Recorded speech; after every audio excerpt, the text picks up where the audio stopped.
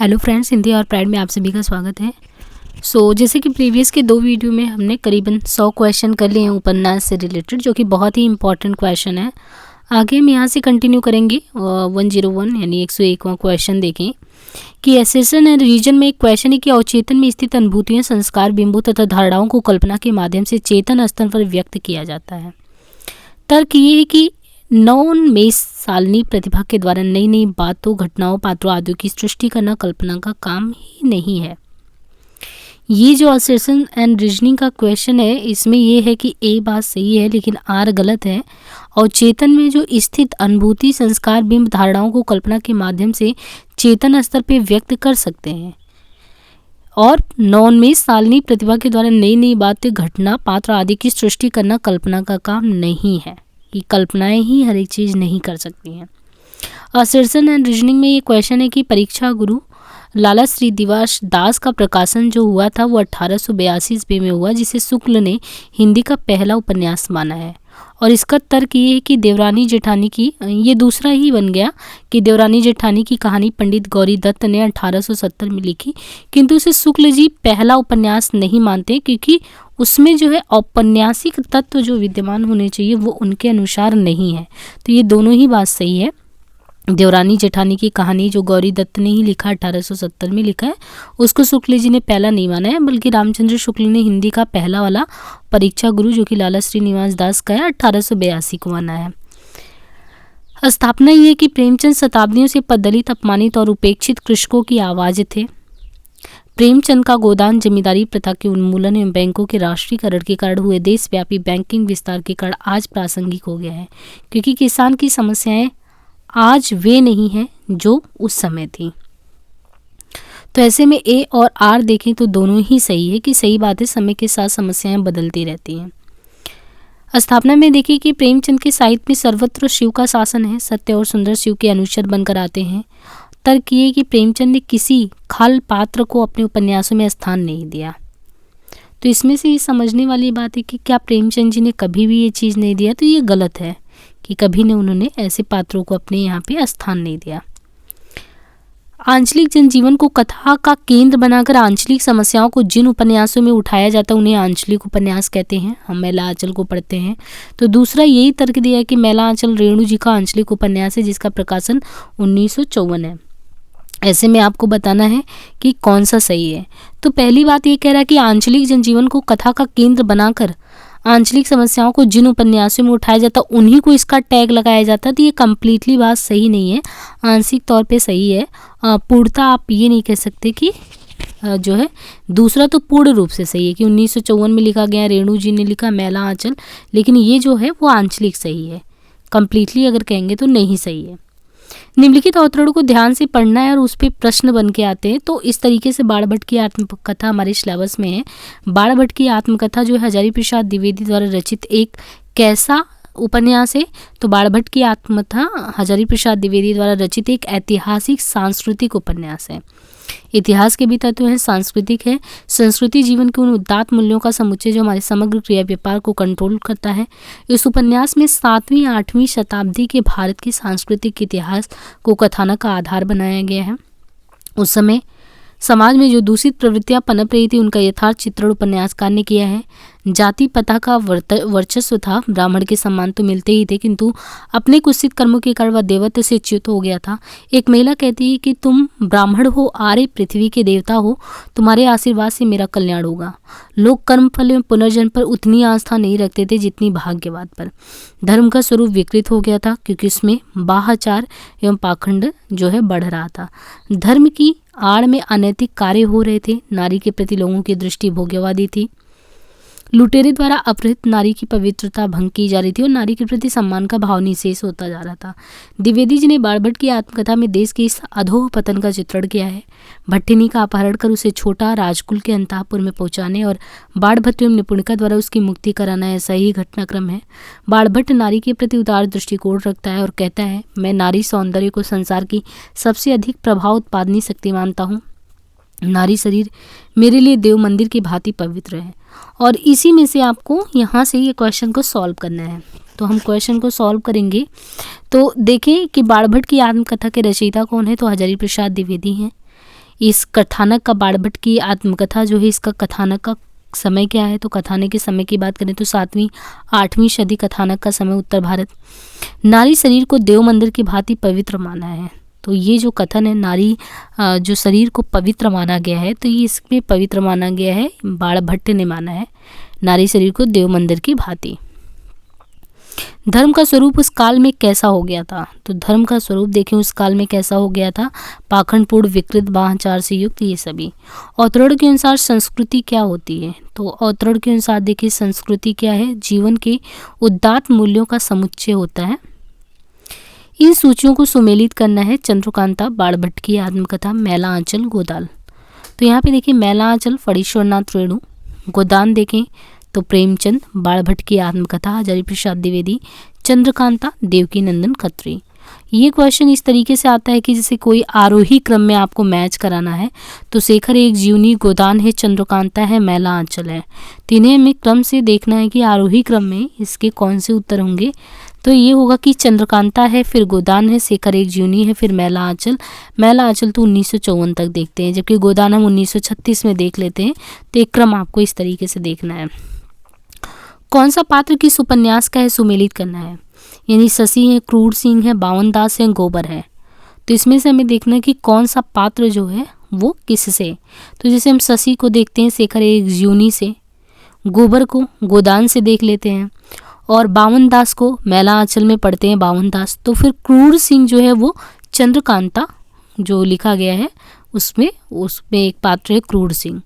जैनेन्द्र के इन उपन्यासों को आरोही क्रम में व्यवस्थित करना है। तो इसमें भी एक ही है कि इन्हीं की यह रचनाएं, लेकिन सुखदा, परख, त्यागपत्र, कल्याणी को अगर हम क्रमशः मैच कराएं तो उसमें कौन सा सही है? तो पहले परख, फिर त्यागपत्र, कल्याणी, सुखदा। तो परख, त्यागपत्र, कल्याणी, सुखदा। किस उपन्यास को ज्ञानपीठ पुरस्कार मिला है? तो इसमें जितने भी उपन्यास के नाम दिए गए हैं, इनमें से जो राग दरबारी है श्रीलाल शुक्ल का, इसको ज्ञानपीठ पुरस्कार प्राप्त हुआ है। सूरज का 7वां घोड़ा, ये बहुत ही इंपॉर्टेंट रचना है, सूरज का 7वां घोड़ा, और ये किसका है? धर्मवीर भारती जी का। 1.5 इंच मुस्कान के रचयिता कौन है? तो ये देखिए राजेंद्र यादव और मनु भंडारी जी मिलकर दोनों लोगों ने लिखा था संयुक्त रूप से 1.5 इंच मुस्कान। तो 1.5 इंच मुस्कान जो है राजेंद्र यादव, मनु भंडारी दोनों जी का है, दोनों लोग का मिला के। कौन सा उपन्यास विवेकी राय का है? तो इसमें से कौन सा उपन्यास है? तो विवेकी राय का बबुल। कौन सा उपन्यास प्रसाद जी का अधूरा उपन्यास है? तो इरावती जो है वो प्रसाद का देखें तो अधूरा उपन्यास हो गया। भगवती चरण वर्मा का पाप पुण्य की व्याख्यान करने वाला उपन्यास कौन सा है? तो इसमें देखें कि कौन सा है, तो ये है चित्रलेखा, भगवती चरण वर्मा का पाप पुण्य का व्याख्यान करने वाला। कौन सा कथन इसमें सही नहीं है? रेणु आंचलिक उपन्यासकार है, गोदान कृषक जीवन का महाकाव्य है, कुरु कुरु स्वाहा के लेखक कौन है? तो कुरु कुरु जो स्वाहा है उसके लेखक कौन है? निरुपमा मोहन राकेश का लिखा उपन्यास है। तो निरुपमा क्या है? मोहन राकेश का लिखा उपन्यास। प्रेमचंद ने खलनायक की नई परिकल्पना की है। वे व्यक्ति को नहीं अपितु वर्ग, व्यवस्था, समूह, परंपरा को खलनायक मानते हैं। गोदान में राय साहब नहीं अपितु जमींदार और जमींदारी व्यवस्था कृषकों का शोषण करते हैं, और व्यक्ति दातादीन नहीं अपितु तथाकथित धर्म के ठेकेदार कृषकों के शोषण के लिए उत्तरदायी हैं। उक्त कथन में मिलाइए तो ए और आर दोनों ही सही है। प्रेमचंद के व्यक्तित्व में गोदान के किन 2 पात्रों की चारित्रिक विशेषताएं हैं? तो किन 2 लोगों की चारित्रिक विशेषताएं अगर देखें तो होरी और मेहता की। गोदान में अपने नारी संबंधी विचार प्रेमचंद ने किसके माध्यम से व्यक्त किए हैं? तो मेहता के माध्यम से। कौन सी कहानी प्रेमचंद की यथार्थवादी कहानी है? तो प्रेमचंद जी की देखें तो कौन सी यथार्थवादी कहानी है? पूस की रात। इन सूचियों को सुमेलित करना है। कफन, चीफ की दावत, राजा निर्बंसिया और वापसी। इसमें से कौन किसकी कहानी है? यहाँ पे हमें वो कहानी मिलानी है। तो जिसे हम कफन कहानी को देखें तो प्रेमचंद जी का कफन है ना। और इसके बाद अगर देखें तो चीफ की दावत कहानी दिया गया है, और वापसी कहानी है, वापसी राजेंद्र यादव की, और चीफ की दावत राजा निर्बंसिया। ये जितने भी कहानी को दिया है हमें क्रमशः इसको मिलाना है। तो हम देखें कि यहाँ पे हमने प्रेमचंद जी को मिला दिया है ना। और चीफ की दावत अगर देखें तो चीफ की दावत हो गई यहाँ पे, चीफ की दावत और इसके बाद अगर देखें तो राजा निर्बंसिया, कमलेश्वर, और यहाँ पे हम देखेंगे तो डी का जो है वापसी उषा प्रियंवदा का। इन कहानी संकलनों को उनके लेखकों के साथ सुमेलित करना है, यानी कहानी संकलन जो है वो और उनके लेखक कौन कौन से हमें यहाँ पे वो मिलाना है। तो यहाँ पे अगर देखिए मानसरोवर जो है, मानसरोवर प्रेमचंद जी का कई खंडों में करके प्रकाशित हुआ था। प्रसाद का जो देखें तो आकाशदीप हो गया। अमरकांत का जिंदगी और जोंक देखते हैं तो फिर बचा किसका, शरणार्थी, अज्ञेय जी का हो जाएगा। इनमें से प्रगतिशील या प्रगतिवादी कथाकार कौन है? तो जितने भी नाम दिए गए हैं इनमें से हमें बताना है कि प्रगतिवादी कथाकार के रूप में हम किनको जानते हैं, तो यशपाल को। लाल टीन की छत किसका उपन्यास है? बहुत ही इंपॉर्टेंट ये उपन्यास है लाल टीन की छत। ये पूछा है कि किसका है, तो लाल टीन की छत निर्मल वर्मा का है। शेखर एक जीवनी में कौन सा पात्र नहीं है? तो इसमें से बताना है कि कौन सा पात्र नहीं आता है, ज्वाला सिंह, शेखर, शशि, विद्यावती आते हैं। बाणभट्ट की आत्मकथा किसका उपन्यास है? हजारी प्रसाद द्विवेदी का है। इनमें से फणीश्वरनाथ रेणु का उपन्यास कौन सा है? तो फणीश्वरनाथ रेणु का उपन्यास इसमें से कौन सा है? प्रतिपरी कथा। निम्न अवतरणों को ध्यान से पढ़कर पूछे प्रश्नों पे उत्तर देना है। प्रेमचंद पूर्व उपन्यासकारों में कौन है? तो बाबू देवकीनंदन खत्री, जिनका समय 1861 से 1913।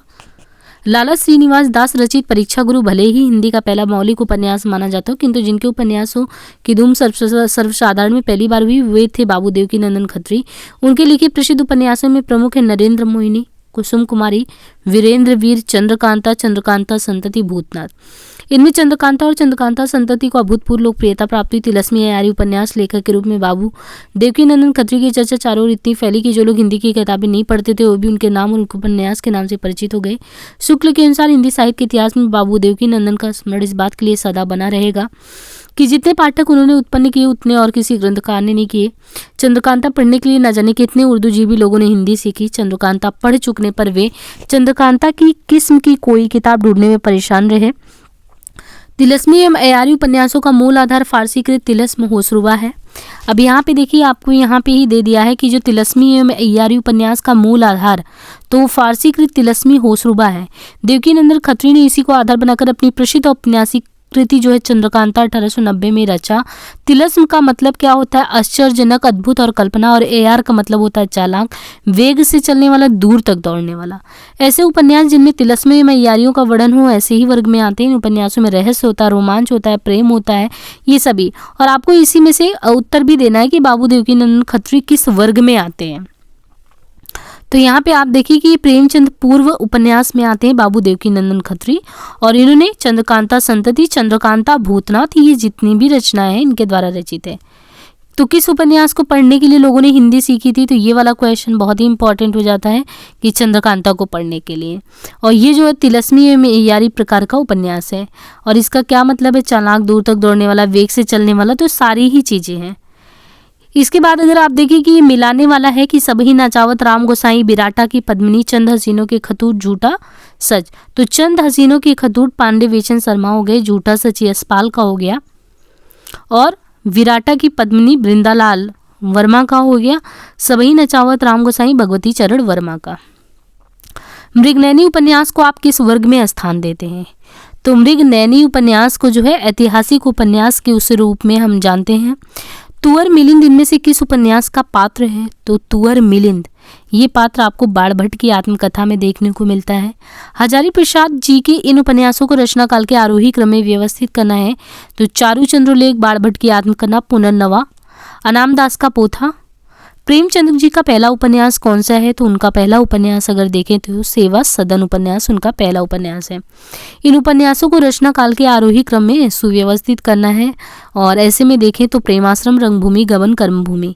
प्रेमचंद जी के किस उपन्यास को गोदान की पूर्व वीटिका कहा जाता है? प्रेमाश्रम को। कंकाल 1929 में रचा गया रचना है। किस हिंदी कथाकार ने कथा साहित्य को मनोरंजन के स्तर से ऊपर उठाकर जीवन से जोड़ने का काम किया? तो प्रेमचंद जी ने किया है।